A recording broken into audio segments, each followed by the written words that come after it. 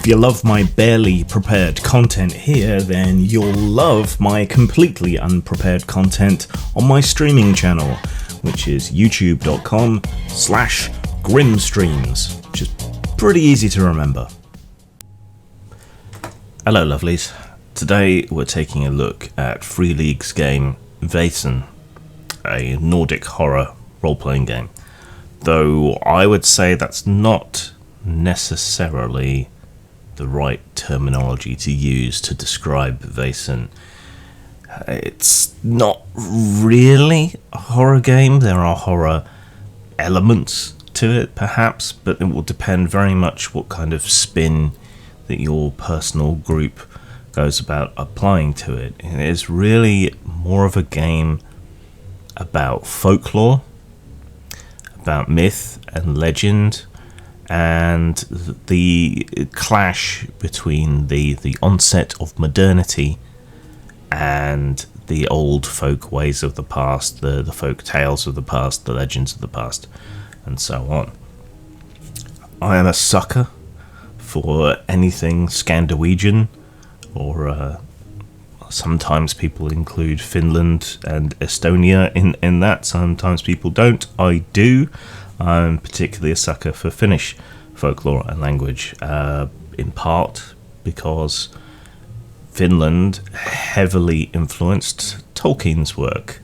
The Kalevala, the Finnish language, had an influence on the Elvish language, and so on. But anyway, the base setting and idea of this is that you are adventurers, members of a secret society, idle rich, investigating weird folkloric mythological creatures and events within Scandiwegian, within the Nordic countries during the Victorian era. Sounds great. So let's delve in. It's Free League, so you expect a certain amount of quality from their books, and you certainly get that here. It is a quality book. It's well put together. It has the little cloth thing for keeping your pages. The design choices are all quite spot on. They always have a very strong idea of what it is that they're trying to convey and include. And it's got a cloth cover, nice textured feel. Not sure how well that will stand up to heavy use at the table, so you might want to print things out or type things up for reference, that you don't have to keep going back to the main book, because I don't think you'd want to ruin it. The pages are off-white. There are colour illustrations, some of them plates, which fits the old Victorian style, some of them smaller. But what really got my attention were the little black and white illustrations. It feels like we don't see much in the way of black and white illustrations in mainstream tabletop role-playing books anymore, and I think that's a pity, because they can be very effective. And in this book, the style is very fitting. The black and white illustrations are far and away my favourites. Much better, in my opinion, at conveying the look and feel of the thing than the colour illustrations. In part because the black and white sketches and so on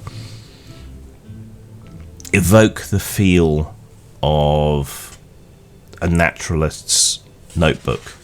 You know, the kind of sketches that they would make in the field of such creatures, the notes they would make in the margins, that sort of thing. It feels like a naturalist's notebook, or I think it's Peter Firmin wrote them, Diary of a Country Rat or something like that.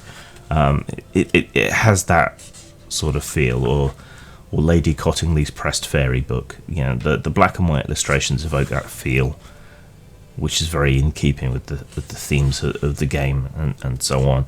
So in some ways, I would have preferred if they'd all been these black and white, sketchy pencil style illustrations, but they're not. Anyway, that's all presentation. You know, font choice, layout, nice and clear. Everything's good about that. So you're basically playing a group of investigators who are members of a secret society, who all have the sight, so they're able to see the folkloric creatures in a way that most people can't. It uses their usual system they use for a lot of games, where you roll a number of d6s and 6s are successes. I am not sure about that, because the chances of getting 6 on one dice are about 14%. The chances of getting a 6 on 10 dice are only about 80%. And that's the range of weakest to strongest in this. When you put it in those percentage terms and you look at other games, it doesn't feel like you have a good or appropriate chance of success when you're rolling a pool of d6s. Like 10 should be unbeatable. You should be getting multiple successes a lot of the time when you're doing that. So that presents something of a problem, and this is also the problem that I have with their other games that use this system. It feels too risky, too difficult to get a success, and that percentage I gave you is just a chance of one success. You can potentially get multiple successes, but the odds of that gets a lot steeper, a lot more difficult, and in some occasions you may need to get as many as 3 successes. So the chances of getting a success don't seem appropriate. The chances of getting multiple successes don't seem appropriate, but it's difficult to see a way in which you can tackle this without breaking the entire system. Your mileage may vary. I find that a bit of an issue with all of the games that use this system.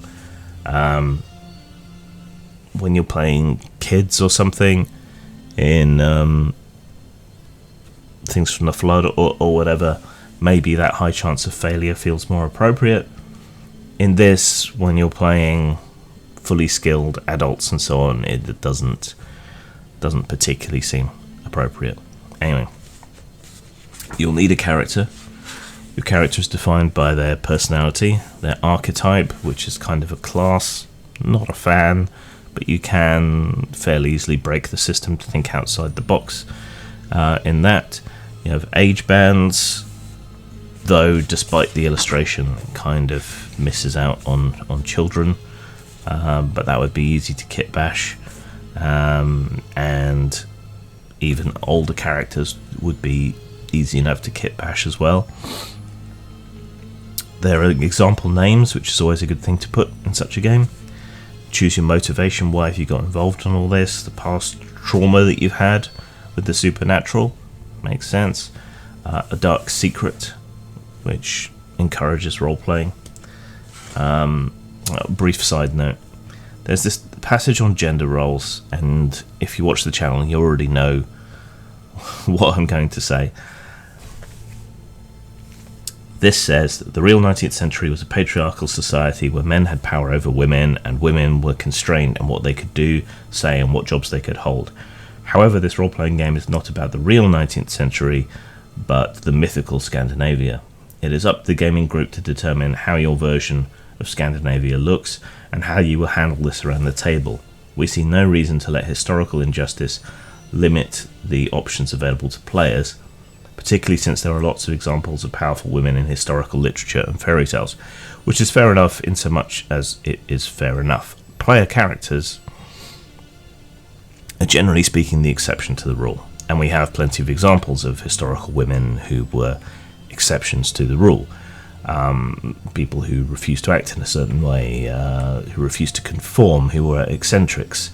And if you're a wealthy or eccentric adventurer, obviously you can buck those trends. But it is my feeling that to ignore the struggles that people had in the past the stereotypes, the prejudice, and so on, you're doing a disservice to the people who had to live through it.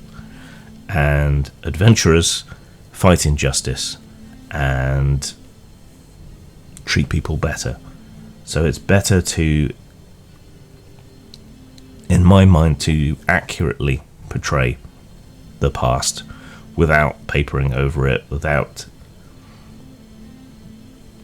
ignoring or getting rid of the problems that past societies had.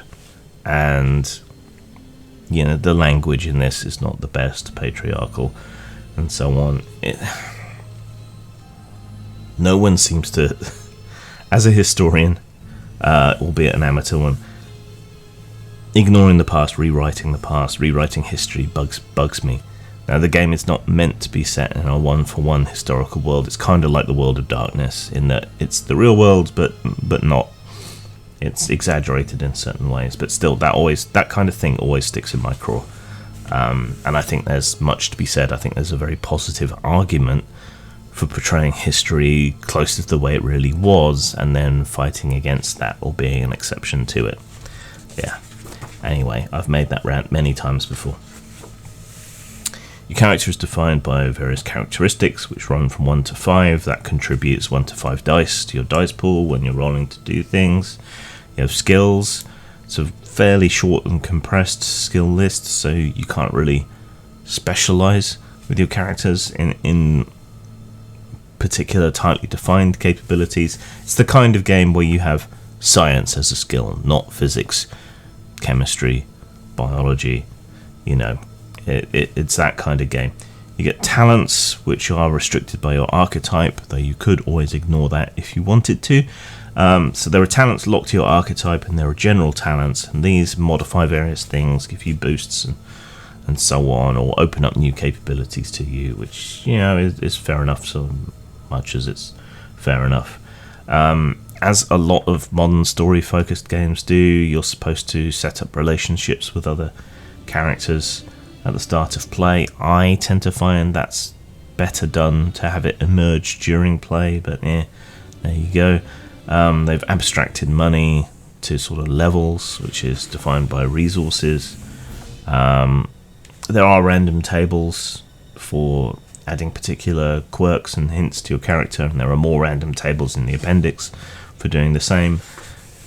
I find those things tend to be best used as inspiration rather than hard and fast rolls. Otherwise, you tend to end up with characters that can be quite identical, even though the tables are quite big. If you consider that you're maybe playing 1, 2, 3, 4 games of it with 3 to 6 players at each one, sooner or later you're going to end up with something identical. It does also say that you should spread your characters between the archetypes. I don't particularly agree. I think it's more the job of the games master to adapt to what the players want. There you go. A nice little aspect is you can have an advantage. So before going into the game session, you can make a statement about your character, about what you've been doing, and that can give you a temporary or permanent advantage for that session. For example, you've been training with your sword day and night, so at some point during the game you can tap that thing that you've said and you get an extra 2 dice when using your sword, but only once, which is a bit maybe you could balance that by reducing it to +1 and saying it applies throughout the entire game. Other things are maybe forever, but those tend to be sort of social things, like, okay, I buried the hatchet with my enemy, blah blah blah, and so on. You improve your character as normal with experience points. So yeah, it's all there. It's all the kind of things that you'd expect. The archetypes include an academic, doctor, hunter, occultist, military officer, priest, because Christianity and folklore interacting is a thing, private detective, servant, vagabond, writer. I hope there's more archetypes in future books. They have a book coming out that wasn't out at the time of me doing this review, which is meant to be more about British folklore and beasts and so on. hopefully that has more archetypes and opens things out a bit. There are things in a later section which suggest certain additional archetypes that would be useful. So skill-wise, as I say, you don't have many skills. They handily give you a chance of success here. There is something you can do when you're making rolls, in that you can push what you're rolling. So that means you get to roll again, but you take a consequence of doing so, like you've overstrained yourself. So if you really desperately want a success, you can elect to re-roll the dice again. And that will give you the opportunity to succeed, but it does cost you. When you push, to me, that feels more like the level of success chance you should have most of the time.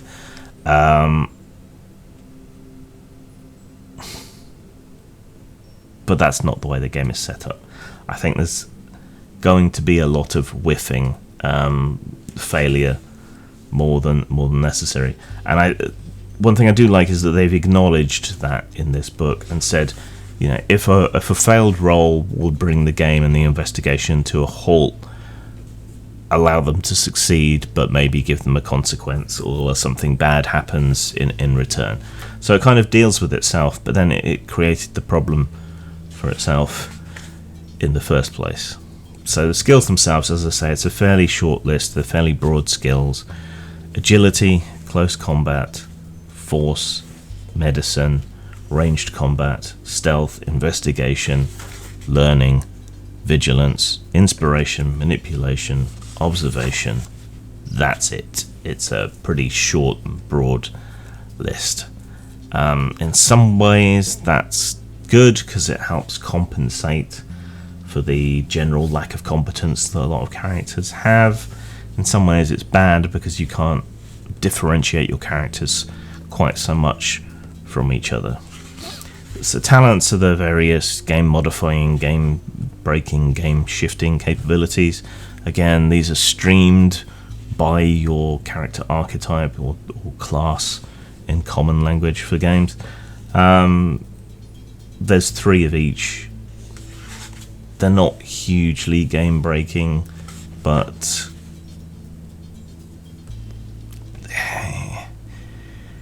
I never like a game that really ties you down to a particular archetype or class. I always like to break those bounds, and you may not. You may prefer niche protection, but you know, there's options, and there are general talents that anyone can take as well. This is a list that could do with expansion, so I hope that is the case in some of the other books. Combat rules are fairly simple.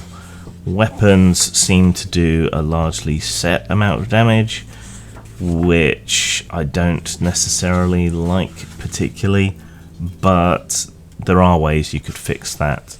You could double the amount of dice of damage that a weapon does and make it a 4, 5 or 6, and that does damage. So that would mean a fist on a normal hit would do 2 dice with a 50-50 chance for each dice of doing 1 damage. You may or may not want to do it like that, but it's fixable. But in fixing the problems inherent in the relative simplicity of the game, you often create more problems or slow down play and so on. All the usual stuff is here: poison, falling, how you heal your injuries, and so on. Whenever you get hurt, you take a consequence. And when you run out of the number of consequences you can take, that's when you start taking serious amounts of damage, and when you get taken out of play. So that's how that works. Damage really only runs from 1 to 3, but 3 is how much damage you can normally take. So it can be fairly deadly. Well, not deadly. Dying is quite difficult, but you can be taken out of play or horribly, cripplingly injured in many other ways. So the conceit of the story, you know, who you are and what you do in the game, is that you're members of this secret-ish society that goes out and deals with folkloric creatures and solves the issues around them. And the society aspect is one thing I really like about the game. Not so much the background and lore and so on exactly, but in a way I haven't seen a game do since Conspiracy X. There's a sort of base building and improving aspect and mechanic to this, which is something characters can invest their reputation and their money and their successes into improving and changing their headquarters and making it into something better. So there are plenty of rules for things you can add to your headquarters, servants and assistants that you can add, special locations like an occult workshop that you can add and improve, and that gets characters invested in a home base and inspires them to go out and explore and deal with issues, make money, store information, all of that sort of thing. So that's very nice. That's a definite big selling point of the game, at least for me, but not something I was aware of going in. So make of that what you will. We have a fairly broad overview of Mythic Scandinavia. They do include Finland, which was nice to see, but not Estonia. Poor Estonians. It's not a great deal of detail, but since you're kind of spinning your own version, making up your own stuff very much, it doesn't need to be hugely in detail. Then we have the section on Vaesen, what they are, how they come about, how they interface with humans, the kinds of powers and so on that they have. Vaesen have simplified versions of the character mechanics, which is good for the games master. There's less reference that's going to be needed as you're going along, less statistics that you have to wrangle. Oddly, throughout the whole book, they tend to talk about how violent confrontation and so on isn't something that really solves the issues with the Vaesen, with the fairy folk, and that statistics and so on don't really matter. But then you get to the Vaesen themselves, and they do have statistics. They can be beaten in a more prototypical adventuring party type fashion, e.g. violence. So it kind of talks out both sides of its mouth, the game. I was actually relieved to see that they did have statistics and so on, because just winging it often makes it feel like you're being unfair to the players, that you're ignoring the aspect of chance that comes from the rolls and just kind of dictating, at which point you may as well be writing a story, which I do. So I appreciate the difference between writing and gaming. That's a fundamental sort of gaming philosophy conflict, I guess. There are plenty of examples, and there are plenty more that you can find online if you want to do your research into the myths and folklore and ideas of various nations. Like I think I said, they're coming out with a British one. Britain's an interesting case because we have Celtic folklore, we have Viking folklore, we have Anglo-Saxon folklore, we have Christian folklore, and it all kind of mixes and merges together. But it's always nice to read the folklore and myths of other cultures. So looking through this and seeing the different and the familiar both in many of these creatures, that was nice for me. And they do have a plenty wide selection. And investigation is likely only going to include one monster, one creature each time, so there's enough information here for plenty of sessions. And they do have guidelines for creating your own adventures, your own creatures, your own ideas, and the unifying mythology or science behind them certainly gives you scope to make up your own as well. So there's plenty there. Maybe for research, watch the mini-series Elves on Netflix, watch Troll Hunter, various other things. Most of those are modern setting, but even so, it'll give you some ideas. Apparently, Vaesen is based on an art book about the folkloric creatures of the north. So, if there's an English translation, it might be worth picking that up as well for more art and more inspiration. We have some nice generic NPC characters, which is always good. Here's the part about making up your own or converting ones from other places. There's some general advice for a somewhat formulaic method of creating your adventures. I don't know. If you're a noob, this might be very useful. Sometimes formulaic adventure works really well. It works very well for paranoia, for example. For these kind of mysteries and so on, I think you'd want to change things up quite a lot rather than following the model necessarily. But yeah, it's solid sound advice for more dramatic and investigation-based sort of things. We have more random tables, some useful advice for the games master on certain techniques, and we have an example adventure, mercifully short, because I always tend to feel like that's a bit of a waste of space in these books, but your mileage may vary. More tables for random character creation, should you so wish to prefer those and don't have inspiration for a character. That can be useful.